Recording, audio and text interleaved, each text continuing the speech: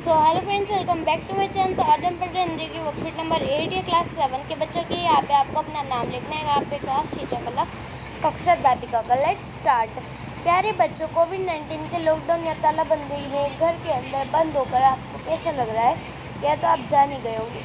मतलब ऐसा लगा है, मतलब मेरे नन्हे से बच्चों, आप कोविड-19 की वजह से कहीं बाहर नहीं जा पा रहे हो, घर के अंदर ही बैठे हुए हो। ताला बंद हो गया है, कहीं जाने का नहीं है, वह हम नहीं जा सकते कहीं और। तो अब हमें पता ही चल गया हमें कितना बुरा लग रहा है घर के अंदर बंद होकर। तो सोचिए, पिंजरे में बंद कैद पक्षी को कैसा लगता होगा। जैसे कि आपको इतना बुरा लग रहा है, तो आप ये भी सोच सकते कि जब कोई पक्षी उड़ते आसमान का, मतलब मैंने बताया ना पिछली स्टोरी में कि जब वो पक्षी आसमान में उड़ने वाले, मतलब जब पिंजरे बंद हो जाएंगे तो सब कुछ भूल जाएंगे, वो ही हो रहा है।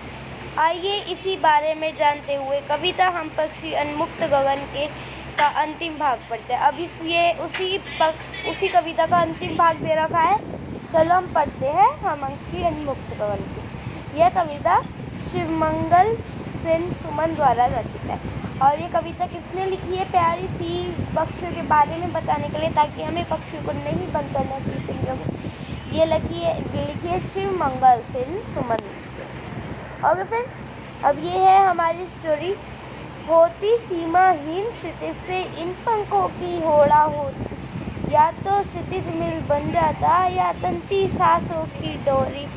मिटना तो चाहे टहनी का आश्रय छिन बिन कर डालो, लेकिन पंख दिए हैं तो आकुल उड़ान में विघ्न न डालो।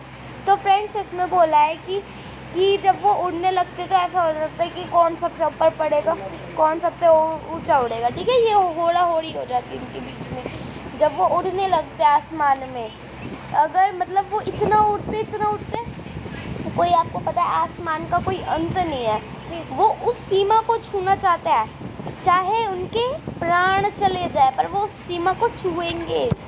और चाहे उन्हें घोंसला बनाने के लिए टहनियाँ ना दो, चाहे उन्हें रहने ना दो, उनका जहाँ पे वो रहते हैं उनका घोंसला तोड़ दो, जहाँ पर वो रहते हैं सब तोड़ दो, कुछ मत दो, पर पंख दिए तो उड़ने दो। भगवान ने उन्हें पंख दिए हैं जिससे वो उड़ सकते हैं, उनकी एक खासियत है पक्षियों की, तो उन्हें उड़ने दो, पिंजरे में बंद ना करो, मतलब कोई विघ्न ना डालो। ठीक है फ्रेंड। अब शब्दार्थ है नडी घोंसला, मतलब नडी मतलब होता है घोंसला, निड मतलब मैंने बताया ना, चाहे घोंसले के लिए टहनियाँ ना दो।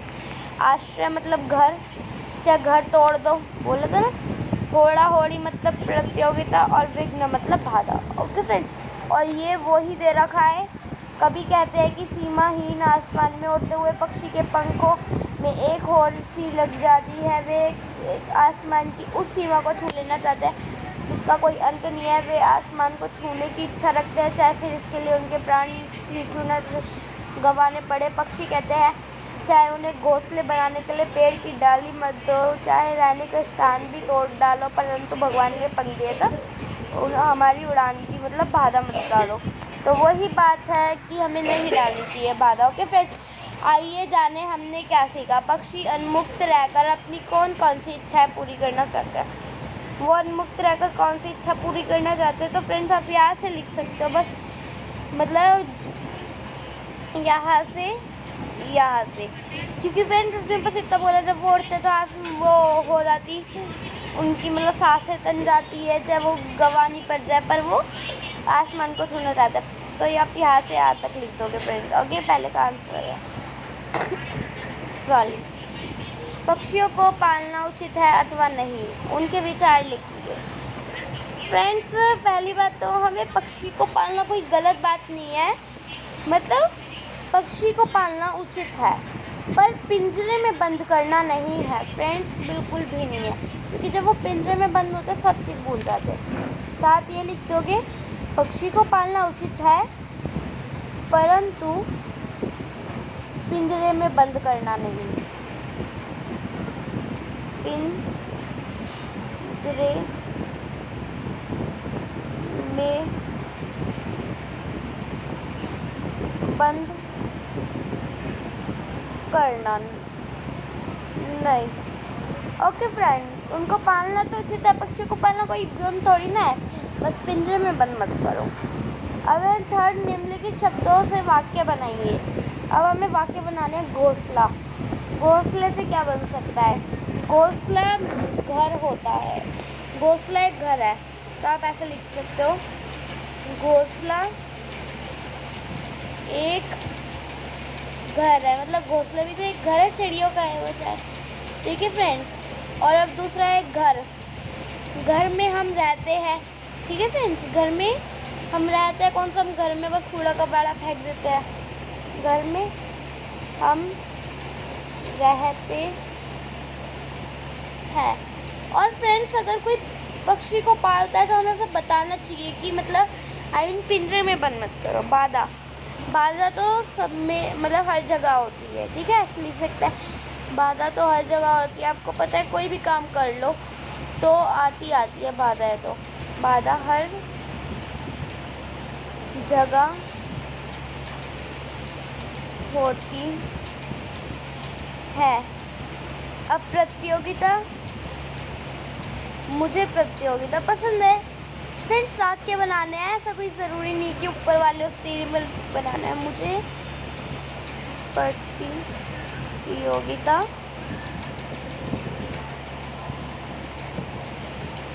पसंद है। फ्रेंड्स, आप और भी अपने मन में सोच कर लिख सकते हैं, कमेंट बॉक्स में ज़रूर बता देना अगर आपके कोई और मन में हो। ठीक है, क्या अपने या आपकी जानकारी में किसी ने भी कोई पक्षी पाला है? उसकी देखरेख किस प्रकार की जाती है होगी? ठीक है फ्रेंड्स, मेरे उसमें किसी ने भी कोई पक्षी नहीं पाला है, तो मैं लिख देती हूँ नहीं। अगर पाला है तो मुझे कमेंट बॉक्स में बिल्कुल बताना। ठीक है, तो ये था आज की हमारी वर्कशीट। तो ये है, कोविड के संदर्भ में उचित व्यवहार संबंधित सीएबी मैसेज। सीएबी की तरफ से संदेश आया है कोविड-19 से बचने के लिए और इस रूल को फॉलो करने के लिए नियमित रूप से अपने हाथों को साबुन और पानी से धोएं। हमें अपने हाथों को साबुन से पानी से धोने चाहिए अच्छी तरह से, जैसे ये धुले। ठीक है, तो आपको अगर मेरा समझाना अच्छा लगा तो प्लीज़ लाइक शेयर सब्सक्राइब करना ना भूलिएगा। एंड फ्रेंड्स, सॉरी मैं कल की असाइनमेंट नहीं डाल पाई थी, जो कि अब 7th क्लास की रोज़ हर बच्चे की आ रही है असाइनमेंट रोज़, पर वो मैं आज से डालना शुरू कर दूँगी। कल मेरी कुछ प्रॉब्लम थी इसलिए मैं नहीं डाल पाई थी। I am sorry. Thanks for watching.